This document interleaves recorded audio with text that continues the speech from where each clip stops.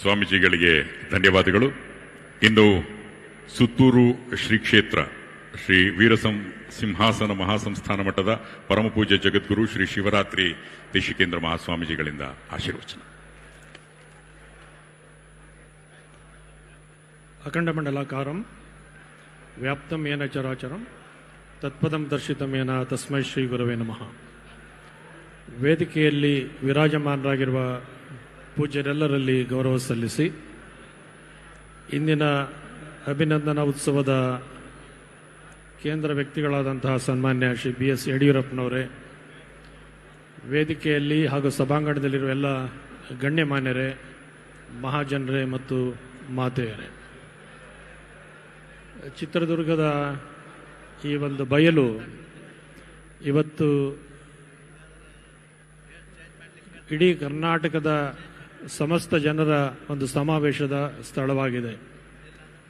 ಒಂದು ಸಾಗರದ ಮುಂದೆ ನಿಂತಾಗ ಕಣ್ಣು ಹಾಯಿಸದಲ್ಲೆಲ್ಲ ಹೇಗೆ ಸಾಗರದ ಅಲೆಗಳು ತೇಲ್ತಾ ಇರುತ್ತೋ, ಹಾಗೆ ಯಡಿಯೂರಪ್ಪನವರ ಅಭಿಮಾನೋತ್ಸವದ ಸಂದರ್ಭದಲ್ಲಿ ಜನಸಾಗರವೇ ಹರಿದು ಬಂದಿರತಕ್ಕಂತಹದ್ದು ಮೊನ್ನೆ ಯಡಿಯೂರಪ್ಪನವರ ಜನಪ್ರಿಯತೆಯ ಒಂದು ಸಾಕ್ಷಿಯಾಗಿದೆ ಅಂತಕ್ಕಂತಹದ್ದು ಆಶ್ಚರ್ಯದ ಸಂಗತಿ ಅಲ್ಲ.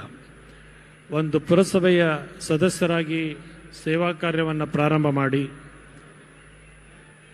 ಜನರ ನಾಡಿ ಮಿಳಿತಗಳನ್ನು ಅರಿತು ಕರ್ನಾಟಕದ ಮುಖ್ಯಮಂತ್ರಿಗಳಾಗಿ ಇವತ್ತು ಆಡಳಿತಾರೂಢ BJP ಪಕ್ಷದ ಕೇಂದ್ರ ಕಾರ್ಯಕಾರಿ ಸಮಿತಿಯ ಸದಸ್ಯರಾಗಿಯೂ ಕೂಡ ನಿರಂತರವಾಗಿ ಮಾರ್ಗದರ್ಶನ ಮಾಡುವ ಮಟ್ಟಕ್ಕೆ ಏರಿದಂತಹ ಒಬ್ಬ ಗ್ರಾಮೀಣ ಪ್ರತಿಭೆ ಅಂತಂದರೆ ಇವತ್ತು ಅಭಿನಂದಿತರಾಗ್ತಾ ಇರುವ BS ಯಡಿಯೂರಪ್ಪನವರು ಅಂತಕ್ಕಂತಹದ್ದು ಇಡೀ ಸಮಸ್ತ ಕನ್ನಡಿಗರಿಗೆ ಅಭಿಮಾನವನ್ನು ಉಂಟು ಮಾಡತಕ್ಕಂತಹದ್ದು.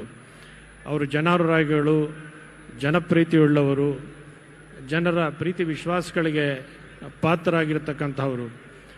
ಕರ್ನಾಟಕದ ಬೆರಳೆಣಿಕೆಯ ಸದಾಕಾಲ ಜನರ ಪ್ರೀತಿಯನ್ನು ಗಳಿಸಿರುವಂತಹ ಅಪರೂಪದ ವ್ಯಕ್ತಿಗಳಲ್ಲಿ ಯಡಿಯೂರಪ್ಪನವರು ಕೂಡ ಒಬ್ಬರು ಅಂತಕ್ಕಂತಹದ್ದು ಇಡೀ ಕರ್ನಾಟಕದವರಿಗೆ ಅಭಿಮಾನವನ್ನು ಉಂಟು ಮಾಡುವಂತಹ ಸಂಗತಿಯಾಗಿದೆ. ಇವತ್ತು ಇಲ್ಲಿ ಲಕ್ಷ ಸಂಖ್ಯೆಯಲ್ಲಿ ಜನ ಸೇರಿದ್ದಾರೆ. ಅವರು ಇಲ್ಲಿ ಸ್ವಾಮೀಜಿಯವರೆಲ್ಲ ಮಾತನಾಡಿರ್ತಾರೆ. ಮಠಗಳ ಒಂದು ಜೀರ್ಣೋದ್ಧಾರ ಇರ್ಬೋದು, ಸಾಮಾಜಿಕ ಸಮಸ್ಯೆಗಳಿಗೆ ಸ್ಪಂದಿಸುವಂತಿರ್ಬೋದು, ಗ್ರಾಸ್ ರೂಟ್ನಲ್ಲಿರ್ತಕ್ಕಂತಹ ಸಾಮಾನ್ಯ ವ್ಯಕ್ತಿ ದಿನನಿತ್ಯದ ಬಡ್ಡಿಯನ್ನು ಕೊಟ್ಟು ವ್ಯಾಪಾರ ಮಾಡಿ ಬಡ್ಡಿ ತೀರಿಸುವಂತಹ ವ್ಯಕ್ತಿಯ ಬಗೆಗೂ ಕೂಡ, ಅವರ ಕಲ್ಯಾಣದ ಕಡೆಗೂ ಕೂಡ ಗಮನವನ್ನು ಹರಿಸಿದಂತಹವರು ಯಡಿಯೂರಪ್ಪನವರು ಅಂತಕ್ಕಂತಹದ್ದು ಗಮನಿಸಬೇಕಾದಂತಹದ್ದು. ರೈತರ ಪರವಾದಂತಹ ಆಯವ್ಯಯವನ್ನು ಮಂಡಿಸಿ ರೈತರಲ್ಲಿ ಆತ್ಮವಿಶ್ವಾಸವನ್ನು ಮೂಡಿಸಿದಂಥವರು. ಅವರು ಮುಖ್ಯಮಂತ್ರಿಗಳಾಗಿ ಪ್ರಮಾಣ ವಚನ ಸ್ವೀಕರಿಸಿದ ಸಂದರ್ಭದಲ್ಲಿ ಅತಿವೃಷ್ಟಿಯಂತಹ ಸಂದರ್ಭಗಳು ಬಂದಾಗ ಏಕಾಂಗಿಯಾಗಿ ಹೋರಾಡಿ ಅದನ್ನು ಅತ್ಯಂತ ಜಾಗರೂಕತೆಯಿಂದ ನಿಯಂತ್ರಿಸಿದಂತಹ ಕೀರ್ತಿ ಕೂಡ ಯಡಿಯೂರಪ್ಪನವರಿಗೆ ಸಲ್ಲುವಂತಹದ್ದಾಗಿದೆ. ಅವರು ಇಂತಹ ಕಾರ್ಯಕ್ರಮವನ್ನು ಅಪೇಕ್ಷಿಸಿದಂಥವರಲ್ಲ.